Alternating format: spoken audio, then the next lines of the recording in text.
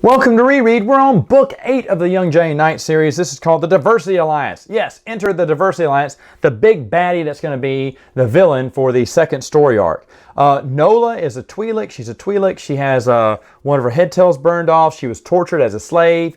She is now free, and she hates all humans because of it. Usually female Twi'leks have to shave their teeth down, but now she has sharp teeth now, and she's like a warrior. She's proud of her heritage. She rose up from her slave, origins, broke her chains. Oola is her half sister, even though I thought, oh, did they mention her in one of the earlier, but was Nola mentioned? And to my knowledge, she's not.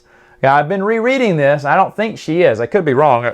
I guess this is the time you check Wikipedia, but I don't remember ever hearing about her at all. So I think that was just a connection they kind of threw in last minute. I'm not sure. Could be wrong on that. I'm sure a billion people in the comments will tell me if I'm wrong.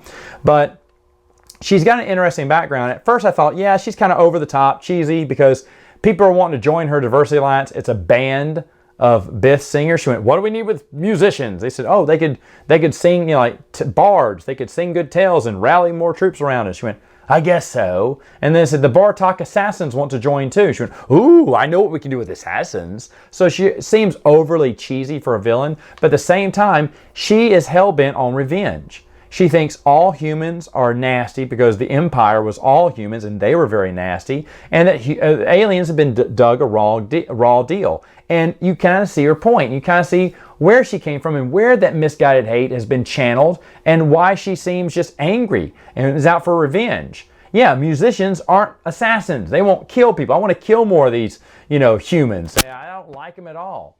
So, and of course she's developing, and I think we find this out in this book, that there is a plague. Yeah, Zek's going to find it out with Boba Fett because he and Boba Fett's bounties kind of intertwine here.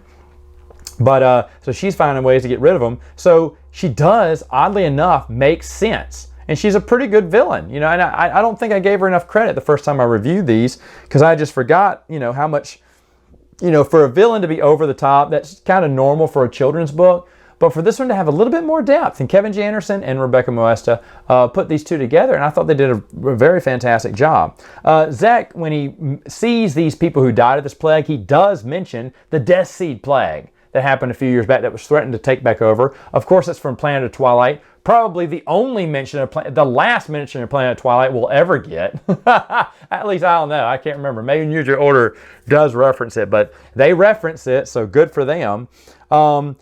The kids are basically accompanying Luke Skywalker as he delivers Raynor to his mother. His mother is part of a fleet, and they're jumping from system to system, just trying to stay, hidden, because whoever kidnapped her husband obviously may be coming after the rest of the family, so they can't stay in one place for too long. So Luke, she calls for Luke Skywalker to bring her son to her because she feels he's safer in the Armada with them than, on the planet, even though her advisors go, Luke Skywalker is one of the most, powerful Jedi ever. I think he's pretty safe there, which makes sense. But anyway, the kids accompany him. They get attacked by bounty hunters. Tycho is Raynor's uncle. Eventually, and this happens, I'm skipping toward the end here, but IG-88 comes. Obviously, one of not the original copy, but one of the copies of IG-88 comes and captures Tycho at the end and kind of makes away with him. But the kids do, before all that happens, the kids do go on their own, trying to find out where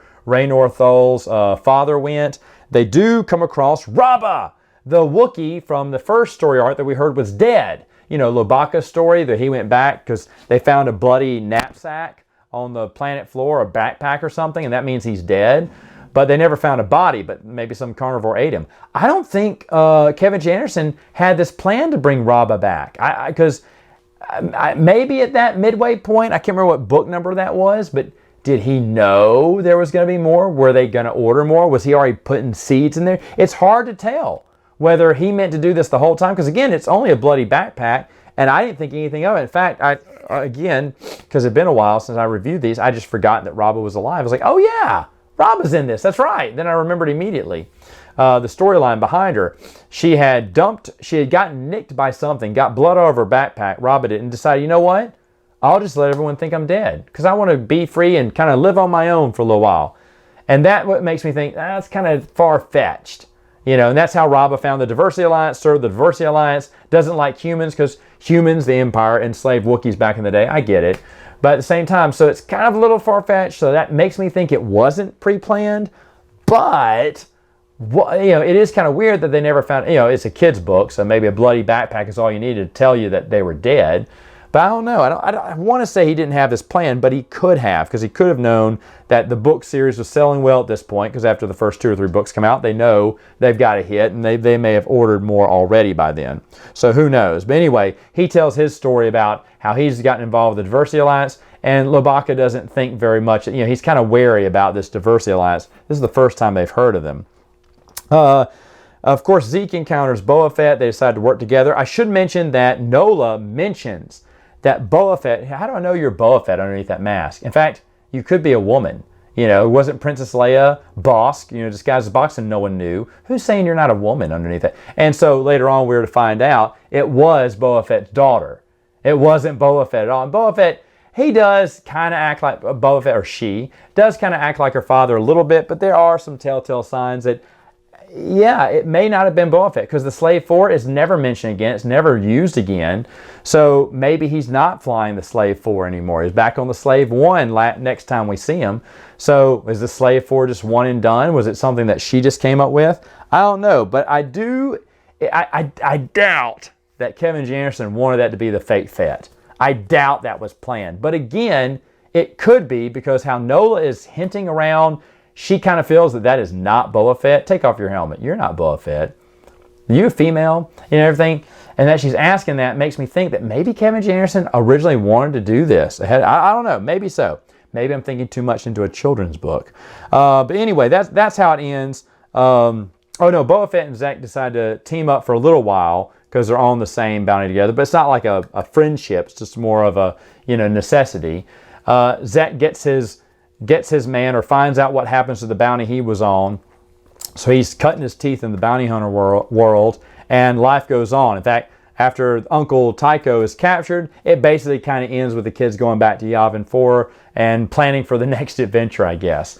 So far, so good. Like I said, a believable villain for the Diversity Alliance. Was Raba, an add-on, or was it something he always knew he wanted to put into the next story arc?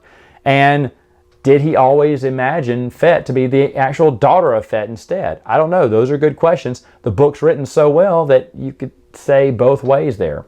And I haven't really asked any of these questions or seen interviews with him about the Young Jedi Knights to get an answer myself. So either way, I'm interested to keep reading. On to the next book next time.